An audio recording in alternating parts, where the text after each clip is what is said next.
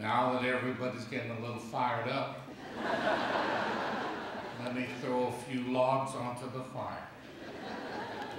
Ladies and gentlemen, sisters and brothers, for this special event, how do you decide who's going to be the keynote speaker?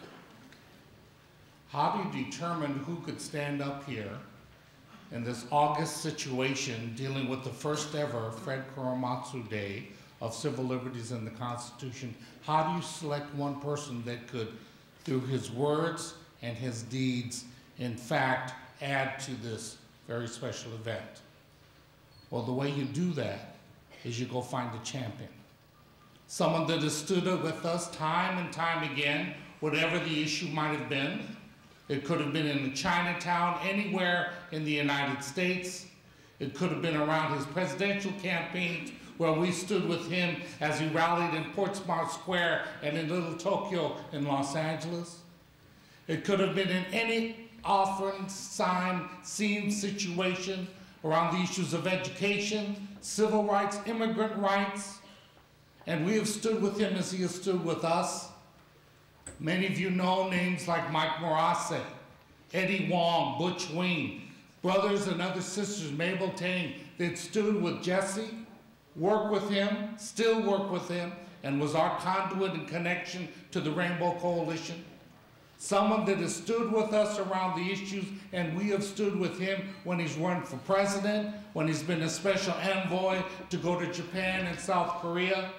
Ladies and gentlemen, the only one that could be the keynote speaker for the first ever Fred Korematsu Day of Civil Liberties and the Constitution. A fellow winner of the Presidential Medal of Freedom, ladies and gentlemen, our brother from the Civil Rights Movement, the Human Rights Movement, the movement for freedom for all people. Ladies and gentlemen, the Reverend Jesse Louis Jackson.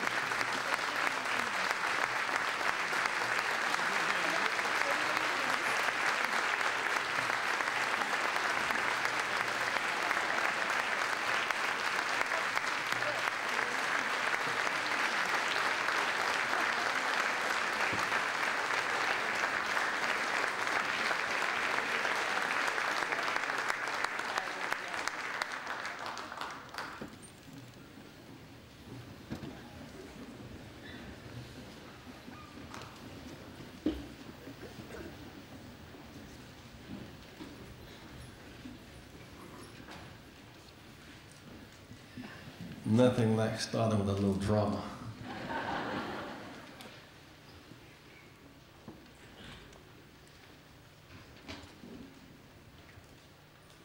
I want to thank you, Warren, for that very special and caring introduction.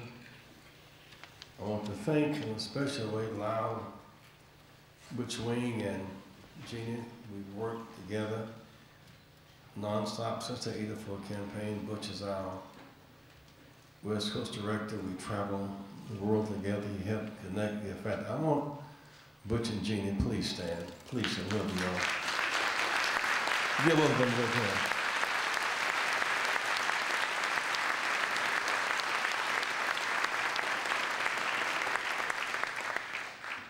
What a connection. I want to thank and recognize the Korematsu family. But Sister Catherine reminded me today that she talks with my mother. She was born in Greenville, South Carolina. And I was born in Greenville, South Carolina. And so this is a a family affair. All of you who made this special day occur, I want to express thanks to you for making this a memorable occasion. A special welcome to all of the administrators, teachers, and students from the Fred T. Korematsu schools in the Bay Area, and will not remain just in the Bay Area. This is a day of special meaning for me, personally, for this state, our nation, and indeed the entire world. Because while so many nameless, faceless people serve as foot soldiers in our movement for human rights and without recognition, a few like Fred finally receives their due respect for the indelible contribution they made to our never-ending quest for justice. It's an honor and privilege for me to be with you today on this first Fred Korematsu Day. I know the family is proud, justifiably so, the nuclear family, the Asian Americans, the Japanese Americans, but Fred belongs to all of us. This is not just your Fred. An ordinary man who survived subordinary conditions and now has risen to extraordinary heights of recognition and respect. This is not just a Japanese American moment. This is an American moment. This is a redeeming moment. This is a C-SPAN moment. He must not be honored in isolation. He has gone on to glory and left us here to tell the story. He is not just a was, Fred is, and is. He lives right now. He lives in us. He lives in these children. He is that light that tackles darkness and dispels it with a huge light of hope, courage, and love. This day is a long time coming. And yet truth to the earth, crushed to earth, will rise again. It proves that life will outlast death in the long struggle for human liberation. I'm glad to be back in the East Bay in the San Francisco Bay Area today. This is Rainbow Coalition Territory Square. Congressman Ron Dellums and Barbara Lee and Ying Lee and Mabel Tang and Wilma Chan and Donna Kotake and Sox. And so many activists came together to lead our presidential campaign to victory in the Oakland, Berkeley, and San Francisco congressional districts. Often teach our children red, yellow, brown, black, and white. We're all precious in God's sight, that we all matter. Nowhere is this clearer than here in the Bay Area. You see, growing up and being educated in segregated schools in Greenville, South Carolina, we didn't learn much about other cultures, about other issues. I did not have Japanese or Asian American classmates back home, and didn't know I had the Korematsus as neighbors. We did not know the family at that time, but thanks be to God, here we are today. When my father came back from World War II, he came back not just to a segregated South, but he came back and had to sit behind Nazi POWs in humiliation. We were also separated in the South, separated from other people and cultures by language and by geography. We did not know about Cesar Chavez and Dolores Huerta, organized Latino farm workers. We were picking cotton in South Carolina while they were picking lettuce and strawberries in California and Texas. We were even further separated from Japanese Americans, whom we were taught to look at suspiciously as a threat. No one escaped the anti-Japanese propaganda. We had to learn to appreciate each other's experiences, overcome distances, hatreds, and fears.